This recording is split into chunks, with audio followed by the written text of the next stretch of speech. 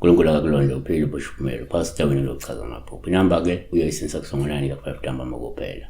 kodwa kumuyisebenzisa yenza sure ukuthi uyahlonipha kusongonani kusenja 5 ntambama kuphela ungafonela khona awungu WhatsApp fona from Monday to Friday kuphela uma le channel ikusiza nawe kuhle emehlweni akho ungenza okuhle ukwenza okufanele sibheka lawo isithembi isithole siyabonga mina ke ngiphupheke ngiphula amatshe ubeqhephula amatshe she was crushing stones or she was breaking stones nake singakusho number 1 yini amatshe ama stones umnyathi rocks namadwala so ngokujwayelekile uma uphupha ke amatshe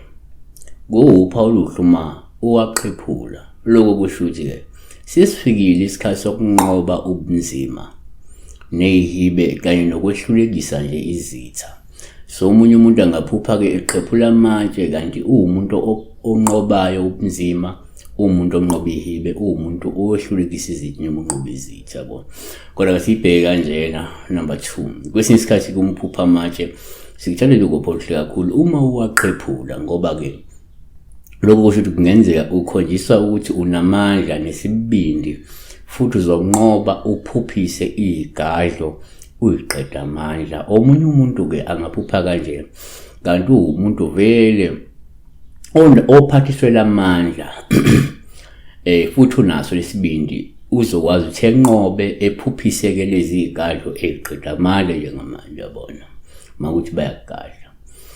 number 3 kuyenzeka futhi ngesikhathi uphupha amatshe sithele ngophohli kakhulu uma uwaqhephula lokho kusho ukuthi ke kungenzeka uzothuthuka uphumelele futhi uthole inzuzo noma ke imali ngokusebenza kanzima futhi kuwena kukhomba lokusebenza kanzima kukhomba lokusikhandla ukuze uphumelele ukuze uthuthuke ukuze uthole inzuzo noma uthole imali number 4 asibheke ke uma sibheka nje ngokwenkolo ke uma kungenzeka uphuphe amatshe sikuthandela ukuphoqha kakhulu uma uwaqhephula olusho ukuthi kungenzeka empeleni uzoguqula abantu uthambisa izinhliziyo zabo ezilukhuni ngezwi likaNkulunkulu uma ukuthi wena umuntu oyisisebenzi sevangeli uyashumayela njengamanje uba ke sisithi leva lephupho leli uliphupha nje umuntu ovelo sezwini oshumayela ungumfundisi oyincebo uma uqhephula amatshe uthi wena unawo lamandla empeleni okuguqula abantu abalukhuni nokuthambisa inhliziyo zabantu abalukhuni ngezwi likaNkulunkulu eluphathisiwe ngoHezekiel 36 verse 26 ngiyakunika inhliziyo enhle ngifaka phakathi kwenu umoya omusha ngikhipha inhliziyo yetshe enyameni yenu nginika inhliziyo yenyama kanti uHezekiel 11 verse 19 ngiyakunika inhliziyo ibe inye ngibeke umoya omusha phakathi kwabo ngikhipha inhliziyo yetshe enyameni yabo ngibanika inhliziyo yenyama kanti ke number 5 kwabanye ukuphupha amatshe still kuwupha oluhlu uma uwaqhephula ngoba lokho kungasho ukuthi kungenzeka unalo ugcobo uzokhoyisa unogcobo olunamandla amakhulu ukubhidliza amandla ombuso obumnyama ngezwi likaNkulunkulu ushuthi kungenzeka usakhonjiswa lamandla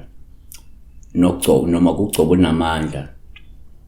uma ukuthi awuzazi nje manje ukuthi usika khonjiswa unalo ugcobo wena olunamandla okubhidliza amandla ombuso obumnyama ngezwi likaNkulunkulu noma ke unalamandla okuphendula abantu abalukhuni abanhliziyo zabo zilukhuni ngalezwi likaNkulunkulu kodwa unalolo gcobo wena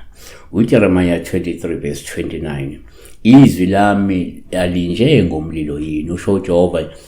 nanjengesando esaphula itshe na kanti uDaniel 2 verse 24 wawusubona ukuthi ke waqheshulwa itshe